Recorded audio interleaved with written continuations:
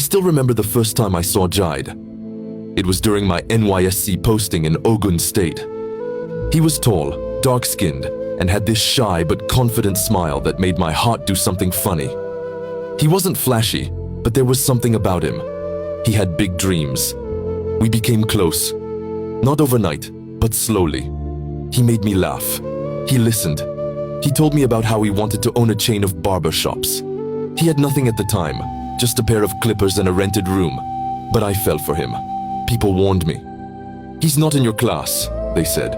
"You'll feed him till you die." But I didn't listen. I gave him everything. My time, my money, my heart. He didn't have a job for 2 years after NYSC, so I supported him. I gave him $350,000 from my small salary to start a salon. When his rent expired, I paid. When he was sick, I nursed him. I believed in him more than I believed in myself. So when he proposed with a cheap silver ring and shaking hands, I cried and said yes. I thought love had finally rewarded me. Oh, how wrong I was. Planning the wedding wasn't easy. Jide's family didn't contribute a dime. My parents were skeptical, especially my father. He pulled me aside one evening and said, "Anita, love is not enough. If he can't stand on his feet now, how will he carry you?" I defended Jide like a soldier. "He's trying, Daddy, he just needs time." My mom was quiet. She liked Jide's gentle nature but feared I was over-sacrificing. We fixed the wedding for June 3rd. I handled most of the costs. My gown, makeup, decorations, food, even the rent for his suit. I didn't complain. I believed I was sowing seeds for our future.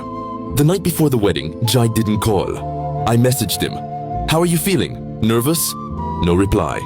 I told myself he was probably tired, but deep down something didn't feel right. June 3rd. My alarm went off at 4 a.m. I had barely slept. My heart raced as I dressed. Makeup was done, hair curled, gown zipped up. I looked in the mirror and whispered, "This is the happiest day of your life, Anita." The church was packed by 10 a.m. People were clapping, chatting, smiling. I waited inside a room with my maid of honor. But time ticked, and Jide hadn't arrived. I started calling, no answer. My cousin rushed out to call his groomsmen. He didn't pick either. By noon, panic set in. People started whispering. My mother paced. Then the phone rang. My cousin picked it, listened, and froze. She pulled me aside and whispered, "Anita," Jide said, "he can't do it. He's sorry." I collapsed to the floor. I screamed. I cried. I begged them to tell me it was a joke. But it wasn't.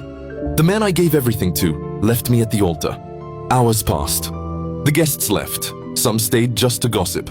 I sat outside the church in my wedding dress, mascara running down my face. My heart felt like someone had stabbed it with a knife and kept twisting it. My mom sat beside me, silent. My father didn't say, "I told you so." He just looked away, disappointed and broken for me. I felt worthless, used, humiliated. That was when a sleek black SUV pulled up. A man stepped out.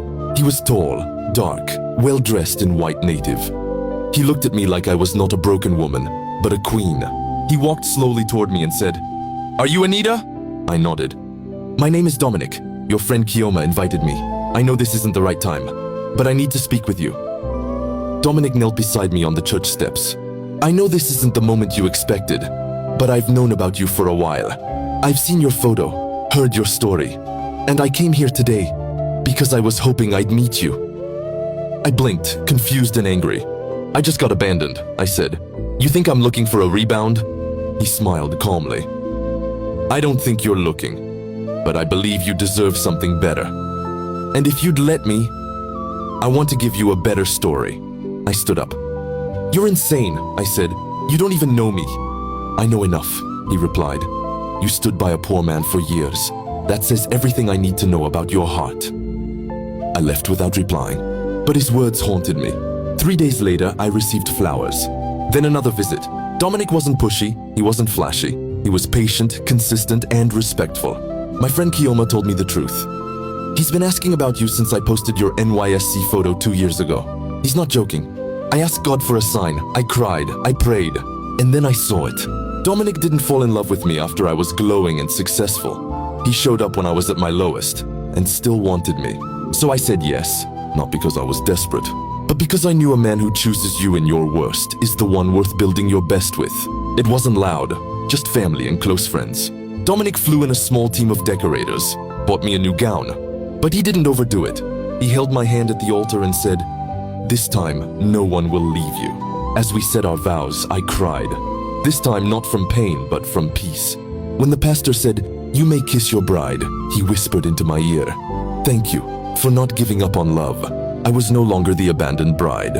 I was the bride who chose herself and was finally chosen back. 2 weeks after our honeymoon in Mauritius, a visitor came to the gate. Jida. He looked thinner, tired, defeated. He knelt and begged. "Anita, I'm sorry. I panicked. I was scared. I felt like I couldn't give you the life you deserved.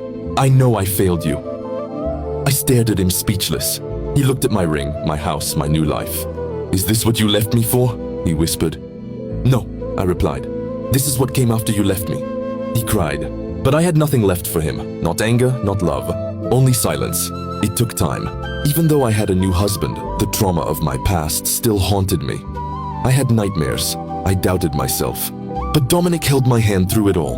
When I cried at night, he'd pull me close and whisper, "You're safe now." He helped me start my own business. He encouraged my passion for interior design. He didn't just love me, he empowered me. And slowly I healed, not just from Jide, but from all the years I thought I had to earn love. 1 year later, on June 3rd, Dominic drove me to the church. He held my hand as we walked to the exact spot I once sat crying in a wedding dress. He knelt. I didn't get the chance to propose properly last year, so today I want to ask again. Anita, will you marry me again? Every day, forever? I cried. This was no longer about revenge or pain. It was about love, real love. I once begged a man to choose me. Now, I was with a man who chose me daily, without begging. My name is Anita, and I am no longer the girl who was left at the altar. I am the woman who rose from her ashes and married a man who saw her worth when no one else did.